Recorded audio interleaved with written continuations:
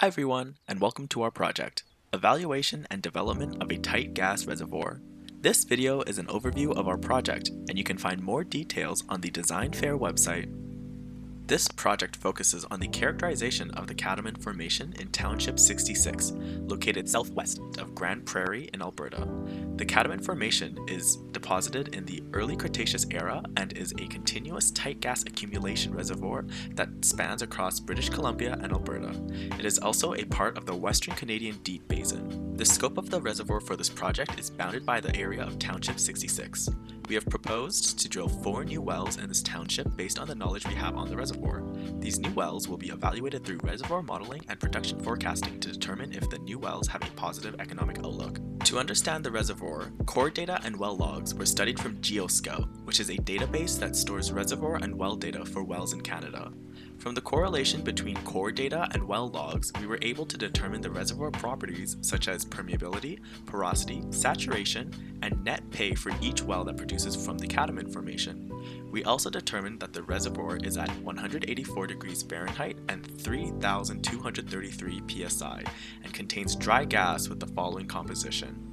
This is critical in investigating the pressure, volume, and temperature relationship of the gas within the reservoir.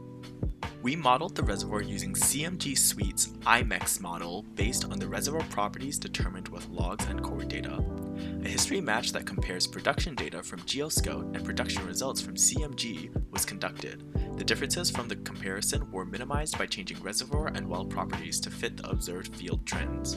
Once the history match is completed, we can run the base case simulation to forecast the production from the reservoir for a well located anywhere in the township with our model.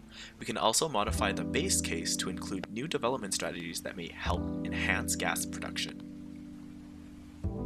Of the 4 new wells that have been proposed in our project, there will be 2 vertical wells and 2 horizontal wells. The wells will be drilled under balanced and appropriate layers of casings will be placed. The vertical wells will be completed with hydraulic fracturing and with 40-70 resin-coated sand to keep the perforated fractures open. The horizontal wells will be completed with hydraulic fracturing of 12 perforation stages and with proppants of different sizes and materials. Our project also includes a proposal for field and gas processing plants to ensure that the gas produced from the reservoir meets the specification for transmission pipelines in Canada. The field processing portion includes compressor units and a membrane separator to remove carbon dioxide. The gas processing portion includes a turbo expander and demethanizer, as well as other auxiliary units. A hazard and operability study was conducted on the shell and tube heat exchanger E-100 for risk management and prevention. Economic and sensitivity analysis were conducted on the execution of the proposed wells and development strategies. The net present values of each well production and operation were used as the main indicator to conclude if the project is economically viable.